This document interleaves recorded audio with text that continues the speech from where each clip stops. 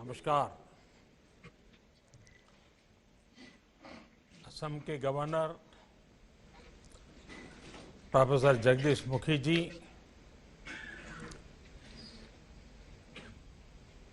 केंद्र में मेरे शिक्षा मंत्री श्री रमेश पोखरियाल निशंक जी, असम के मुख्यमंत्री श्रीमान सर्बानंद सोनोवाल जी, तेजपुर यूनिवर्सिटी के vice chancellor professor VK Jain ji, अन्य फैकल्टी मेंबर्स और तेजपुर यूनिवर्सिटी के तेजस्वी टैलेंटेड मेरे प्यारे स्टूडेंट्स, आज 1200 से ज्यादा स्टूडेंट्स के लिए जीवन भर याद रहने वाला क्षण है। आपके शिक्षक, प्रोफेसर्स, आपके माता पिता के लिए आज का दिन बहुत अहम है। और सबसे बड़ी बात कि आज से आपके करियर के साथ तेजपुर यूनिवर्सिटी का नाम हमेशा के लिए जुड़ गया है। आप आज जितना खुश हैं, उतना ही मैं भी हूं। आज आप अपने भविष्य को लेकर जितनी आशा से भरे हुए हैं, उतना ही मेरा आप सब पर अपार विश्वास है। मुझे भरोसा है कि आपने तेजपुर में रहते हुए तेजपुर यूनिवर्सिटी में जो सीखा है, वो असम की प्रगति को, देश की प्रगति को गति देगा, नई ऊंचाई देगा। साथियों, इस भरोसे की कई वजह भी हैं। पहला, तेजपुर का यह ऐतिहासिक स्थान, इसके पौराणिक इतिहास से मिलने वाली प्रेरणा। दूसरा, तेजपुर विश्वविद्यालय में आप जो काम कर रहे हैं, वो मुझे बताया गया है कि वो बहुत ही उत्साह जगाता है। और तीसरा, पूर्वी भारत के सामर्थ्य पर, यहां के लोगों, यहां के नौजवानों की क्षमताओं पर, राष्ट्र निर्माण के उनके प्रयासों पर सिर्फ मेरा ही नहीं, देश का भी अटूट विश्वास है। साथियों, अभी अवार्ड और मेडल देने से पहले जो यूनिवर्सिटी एंथम गाया गया है, उसमें निहित भाव तेजपुर के महान इतिहास को नमन करता है। मैं इसकी कुछ पंक्तियां दोहराना चाहता हूं, और इसलिए भी दोहराना चाहता हूं क्योंकि ये असम के गौरव, भारत रत्न भूपेन हजारिका जी ने लिखी है। उन्होंने लिखा है, अग्नि गडर स्थापत्य, कलिया भौमोरार सेतु निर्माण, ज्ञान ज्योतिर्मय स्थेयी स्थानते विराजिसे तेजपुर विश्वविद्यालय। यानी जहां अग्निगढ़ जैसा स्थापत्य हो, जहां कलिया भौमरा सेतु हो, जहां ज्ञान की ज्योति हो, ऐसे स्थान पर विराजमान है तेजपुर विश्वविद्यालय। इन तीन पंक्तियों में भूपेन दा ने कितना कुछ वर्णित कर दिया है। अग्निगढ़ का राजकुमार अनिरुद्ध, राजकुमारी उषा, भगवान श्री कृष्ण से जुड़ा इतिहास, महान ओहोम शूरवीर कलिया भोमारा फुकुर की दृढ़दृष्टि, ज्ञान का भंडार, ये तेजपुर की प्रेरणा है। भूपेंद्र के साथ ही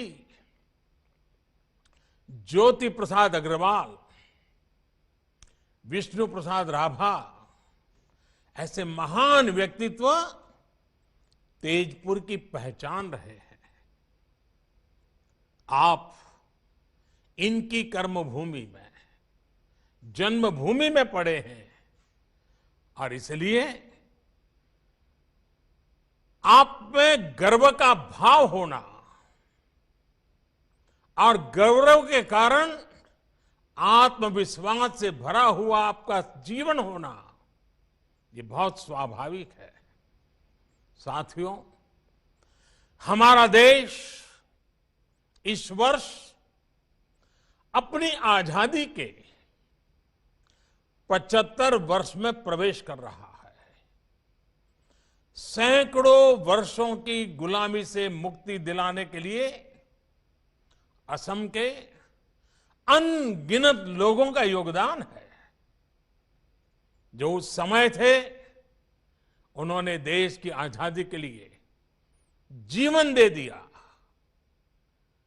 अपनी जवानी खपा दी। अब आपको नए भारत के लिए, आत्मनिर्भर भारत के लिए जी करके दिखाना है, जीवन को सार्थक करके दिखाना है।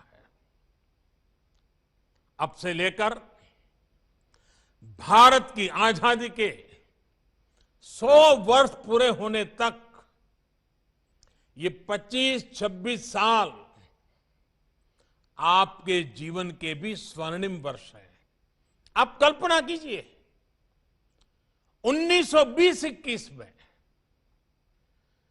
जो नौजवान, जो बेटी आपकी उम्र की होगी, आज आप जिस उम्र के होंगे, 1920-21 के कालखंड में वो क्या सपने देखते होंगे, वो अपने किन बातों के लिए जीवन ढालते होंगे, किन कामों की पूर्ति के लिए अपने आप को खपाते होंगे। अगर थोड़ा सा स्मरण करें 100 साल पहले आप ही की उम्र के लोग क्या करते थे, तो आज आगे के लिए आपको क्या करना, ये सोचने में देर नहीं लगेगी। ये आपके लिए गोल्डन पीरियड है। तेजपुर का तेज पूरे भारत में, पूरे विश्व में फैलाइए। असम को, नॉर्थ ईस्ट को विकास की नई ऊंचाइयों पर ले जाइए। हमारी सरकार आज जिस तरह नॉर्थ ईस्ट के विकास से जुटी है, जिस तरह कनेक्टिविटी, एजुकेशन, हेल्थ, हर सेक्टर में काम हो रहा है, उससे आपके लिए अनेकों नई संभावनाएं बन रही हैं। इन संभावनाओं का पूरा लाभ उठाइए। आपके प्रयास ये बताते हैं कि आप में क्षमता भी है, नया सोचने, नया करने का सामर्थ्य भी है। साथियों, तेजपुर यूनिवर्सिटी की एक पहचान अपने इनोवेशन सेंटर के लिए भी है। आपके grass root innovations vocal for local को भी नई गति देते हैं, नई ताकत देते हैं। ये इनोवेशंस स्थानीय समस्याओं को सुलझाने में काम आ रहे हैं, जिससे विकास के नए द्वार खुल रहे हैं। अब जैसे मुझे बताया गया कि आपके डिपार्टमेंट ऑफ केमिकल साइंस ने पीने के पानी को साफ करने के लिए एक कम कीमत वाली आसान टेक्नोलॉजी पर काम किया है। इसका लाभ असम के अनेक गांवों को हो रहा है। बल्कि मुझे तो ये बताया गया कि अब ये नई टेक्नोलॉजी छत्तीसगढ़ में, उड़ीसा में, बिहार में, कर्नाटक, राजस्थान जैसे राज्यों तक भी पहुंच रही है। मतलब ये आपकी कीर्ति पताका फैल रही है। भारत में इस प्रकार की टेक्नोलॉजी के विकास से हर घर जल पहुंचाने का जल जीवन मिशन को जो सपना है उसको एक सशक्तिकरण होगा। साथियों, पानी के अलावा गांवों में वेस्ट टू एनर्जी, कचरे से कंचन, इसमें बदलने का जो बीड़ा आपने उठाया है उसका प्रभाव भी बहुत बड़ा है। फसलों के अवशेष हमारे किसानों और हमारे पर्यावरण दोनों के लिए बड़ी चुनौती है। बायोगैस और ऑर्गेनिक फर्टिलाइजर से जुड़ी एक सस्ती और प्रभावी टेक्नोलॉजी को, उसको लेकर जो काम आप अपनी यूनिवर्सिटी में कर रहे हैं, उससे देश की एक बहुत बड़ी समस्या हल हो सकती है। साथियों, मुझे ये भी जानकारी दी गई है कि तेजपुर यूनिवर्सिटी नॉर्थ ईस्ट की बायोडायवर्सिटी और रिच हेरिटेज को संरक्षित करने का भी अभियान चला रही है। नॉर्थ ईस्ट के आदिवासी समाज की वो भाषाएं जिन पर विलुप्त होने का खतरा है, उनको डॉक्यूमेंट करना बहुत सराहनीय काम है। इसी तरह संत श्रीमंत शंकरदेव जी की जन्मभूमि नौगांव के बाताद्रव स्थान में सदियों पुरानी लकड़ी पर उकेरी गई कला का, उसका प्रिजर्वेशन हो, या फिर गुलामी के कालखंड में लिखी गई असम की किताबों और पेपर्स का डिजिटीकरण हो, आप वाकई इतने विविध कामों पर लगे हुए हैं। कोई भी इसको सुनेगा उसको गर्व होगा कि इतना दूर हिंदुस्तान के पूर्वी छोर पर तेजपुर में ये तपस्या हो रही है, साधना हो रही है। आप वाकई कमाल कर रहे हैं। साथियों, मैंने जब इतना कुछ जाना तो मन में ये सवाल भी आया कि स्थानीय विषयों पर, स्थानीय आवश्यकताओं पर इतना काम, इतनी रिसर्च करने की प्रेरणा आपको कहां से मिलती है? इसका जवाब भी तेजपुर यूनिवर्सिटी कैंपस में ही है। अब जैसे आपके हॉस्टल्स चराईदेव, नीलांचल, कंचनजंगा, पटकाई, धानसिरी, सुबनसिरी, कोपिली, ये सभी पर्वतों, चोटियों और नदियों के नाम पर है। और ये सिर्फ नाम नहीं है, ये जीवन की जीती जागती प्रेरणा भी है। जीवन यात्रा में हमें अनेक मुश्किलों, अनेक पर्वतों का सामना करना पड़ता है, कई नदियों को पार करना पड़ता है। एक बार का काम नहीं होता। आप एक पर्वत चढ़ते हैं तो फिर दूसरे की तरफ बढ़ते हैं। हर पर्वतारोहण के साथ आपकी जानकारी भी बढ़ती है, आपका एक्सपर्टाइज भी बढ़ती है और नई चुनौतियों को लेकर आपका पर्सपेक्टिव तैयार हो जाता है। इसी तरह नदियां भी हमें बहुत कुछ सिखाती है। नदियां कई सहायक धाराओं से मिलकर बनती हैं और फिर समंदर में मिल जाती है। हमें भी जीवन में अलग अलग लोगों से ज्ञान लेना चाहिए, सीखना चाहिए और उस सीख के साथ आगे बढ़ते हुए अपने लक्ष्य को प्राप्त करना चाहिए। साथियों, जब आप इसी अप्रोच के साथ आगे बढ़ेंगे तो असम, नॉर्थ ईस्ट देश के विकास में अपना योगदान दे पाएगा। आपने देखा होगा, कोरोना के इस काल में आत्मनिर्भर भारत अभियान हमारी वोकैबुलरी का अहम हिस्सा हो चुका है। हमारे सपनों के अंदर वो घुल मिल गया है। हमारा पुरुषार्थ, हमारे संकल्प, हमारी सिद्धि, हमारे प्रयास, सब कुछ उसके इर्द गिर्द हम अनुभव कर रहे हैं। लेकिन आखिर ये अभियान है क्या? आखिर बदलाव क्या हो रहा है?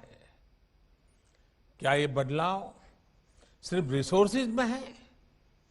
क्या ये बदलाव सिर्फ फिजिकल इंफ्रास्ट्रक्चर में है? क्या ये बदलाव सिर्फ टेक्नोलॉजी में है? क्या बदलाव सिर्फ बढ़ती इकोनॉमिक और स्ट्रेटेजिक माइट का है? ऐसे हर सवाल का जवाब हाँ में है। लेकिन इनमें से भी जो सबसे बड़ा परिवर्तन है वो है इंस्टिंक्ट का, एक्शन और रिएक्शन के नजरिए का है। हर चुनौती, हर समस्या से निपटने का हमारे युवा देश का अंदाज, देश का मिजाज अब कुछ हटकर है। इसका एक ताजा उदाहरण तो अभी हमें क्रिकेट की दुनिया में देखा है। आप लोगों में से बहुतों ने भारतीय क्रिकेट टीम के ऑस्ट्रेलिया टूर को फॉलो किया होगा। इस टूर में क्या क्या चुनौतियां हमारी टीम के सामने नहीं आई। हमारी इतनी बुरी हार हुई, लेकिन उतनी ही तेजी से हम उभरे भी और अगले मैच में जीत हासिल की। चोट लगने के बावजूद हमारे खिलाड़ी मैच बचाने के लिए मैदान पर डटे रहे। चैलेंजिंग कंडीशंस, इसमें निराश होने के बजाय हमारे युवा खिलाड़ियों ने चैलेंज का सामना किया, नए समाधान तलाशे। कुछ खिलाड़ियों में अनुभव जरूर कम था, लेकिन हौसला उतना ही बुलंद दिखा। उनको जैसे ही मौका मिला, उन्होंने इतिहास बना दिया। एक बेहतर टीम को अपने टैलेंट और अपने टेम्परामेंट में वो ताकत थी जिससे उन्होंने इतने अनुभवी टीम को, इतने पुराने खिलाड़ियों की टीम को पराजित कर दिया। युवा साथियों, क्रिकेट के मैदान पर हमारे खिलाड़ियों की ये परफॉर्मेंस सिर्फ स्पोर्ट्स के लिहाज से इंपॉर्टेंट नहीं है, एक बहुत बड़ा लाइफ लेसन भी है। पहला लेसन ये कि हमने अपनी एबिलिटी पर विश्वास होना चाहिए, कॉन्फिडेंस होना चाहिए। दूसरा लेसन हमारे माइंडसेट को लेकर है। हम अगर पॉजिटिव माइंडसेट से लेकर आगे बढ़ते हैं तो रिजल्ट भी पॉजिटिव ही आएगी। तीसरा और सबसे अहम लेसन, अगर आपके पास एक तरफ सेफ निकल जाने का ऑप्शन हो और दूसरी तरफ मुश्किल जीत का विकल्प हो, तो आपको विजय का ऑप्शन जरूर एक्सप्लोर करना चाहिए। अगर जीतने की कोशिश में कभी कभार असफलता भी हाथ लगे तो इसमें कोई नुकसान नहीं है। रिस्क लेने से, प्रयोग करने से डरना नहीं है। हमें प्रोएक्टिव और फियरलेस होना ही पड़ेगा। हमारे भीतर जो फेल्यूर का डर होता है, हम जो अननेसेसरी प्रेशर अपने ऊपर लेते हैं, उससे जब आप बाहर निकलेंगे तो फियरलेस बनकर उभरेंगे भी। साथियों, हौसले से भरा हुआ अपने लक्ष्यों के प्रति समर्पित भारत सिर्फ क्रिकेट की फील्ड पर दिखता है ऐसा नहीं है। आप भी तो इसी ही एक तस्वीर है। आप आत्मविश्वास से, सेल्फ कॉन्फिडेंस से भरे हैं। आप लीड से हटकर सोचने और चलने में डरते नहीं हैं। आपके जैसे इसी युवा ऊर्जा ने कोरोना के खिलाफ अपनी लड़ाई में ही भारत को बहुत मजबूती दी है। आपको याद होगा, इस लड़ाई की शुरुआत में ऐसी आशंकाएं जताई गई थी कि इतनी बड़ी आबादी वाला भारत रिसोर्सेज के अभाव में कोरोना से तबाह हो जाएगा। लेकिन भारत ने दिखाया कि रिजॉल्व और रेजिलियंस अगर आपके पास है तो रिसोर्सेज तैयार होते देर नहीं लगती। भारत ने यही किया। भारत ने हालत से समझौता करने के बजाय मुसीबत बढ़े इसका इंतजार करने के बजाय तेजी से फैसले लिए, प्रोएक्टिव होकर फैसले लिए। इसी का परिणाम है कि भारत वायरस से ज्यादा प्रभावी रूप में बढ़ पाया, प्रभावी रूप से लड़ पाया।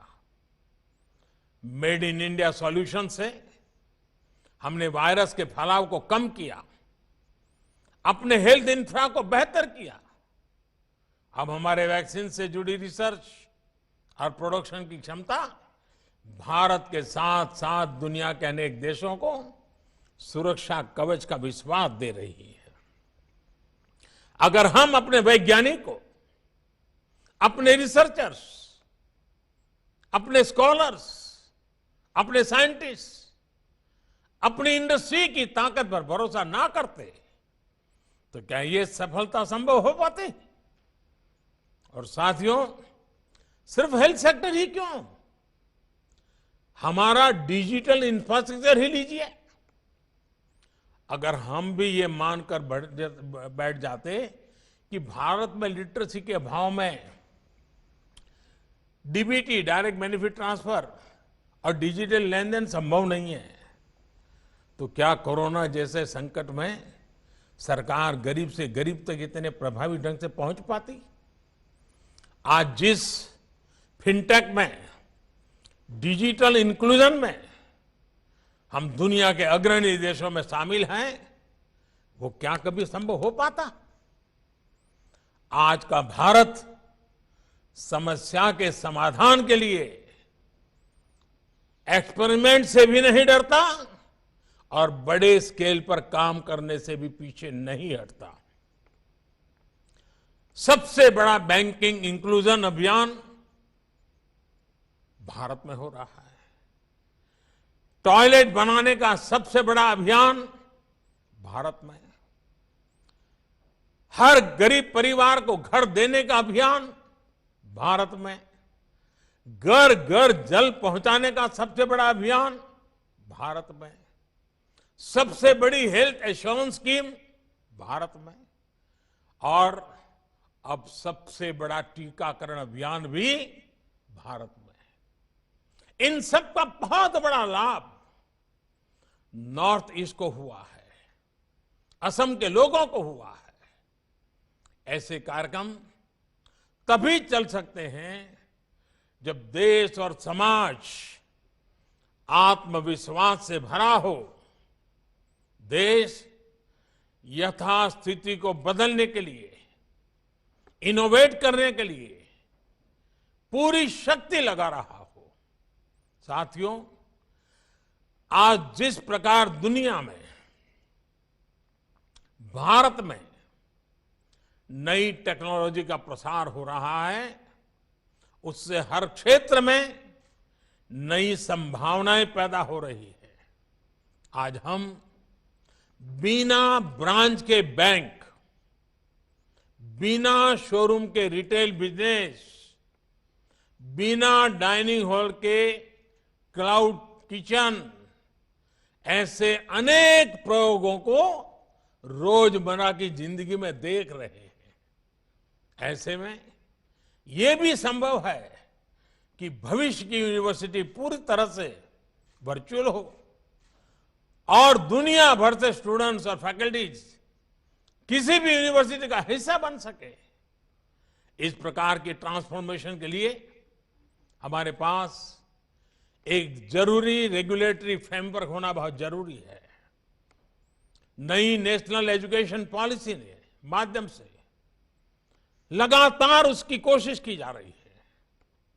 इस पॉलिसी में टेक्नोलॉजी के ज्यादा से ज्यादा उपयोग, मल्टी डिसिप्लिनरी एजुकेशन और फ्लेक्सिबिलिटी को प्रोत्साहित किया जा रहा है। नई नेशनल एजुकेशन पॉलिसी डाटा और डाटा एनालिटिक्स के लिए हमारे एजुकेशन सिस्टम को तैयार करने पर बल देती है।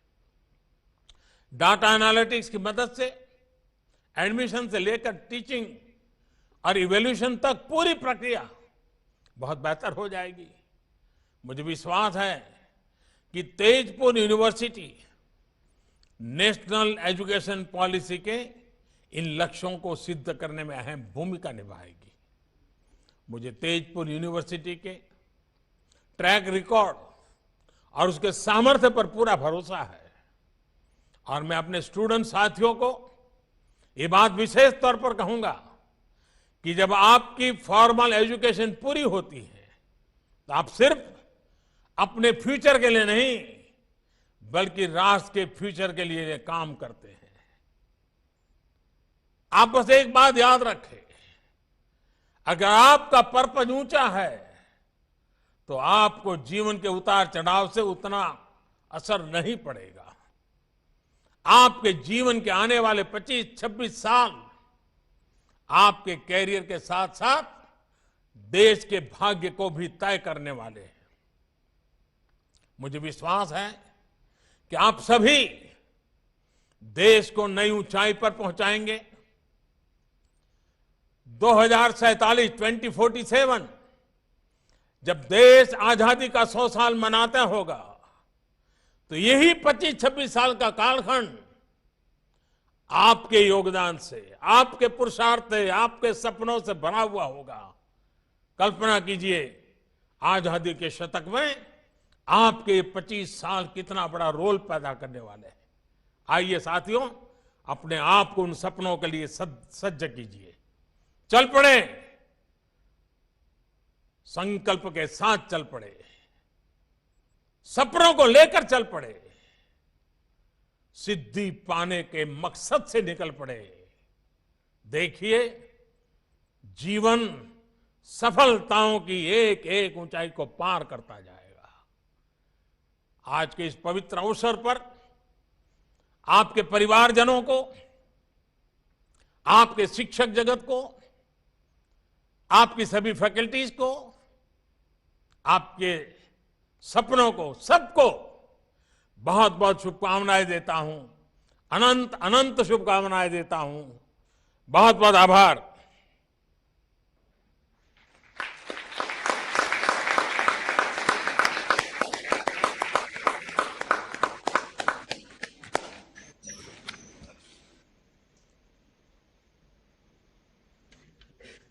I request the Chancellor to declare the convocation closed. Clear the 18th convocation of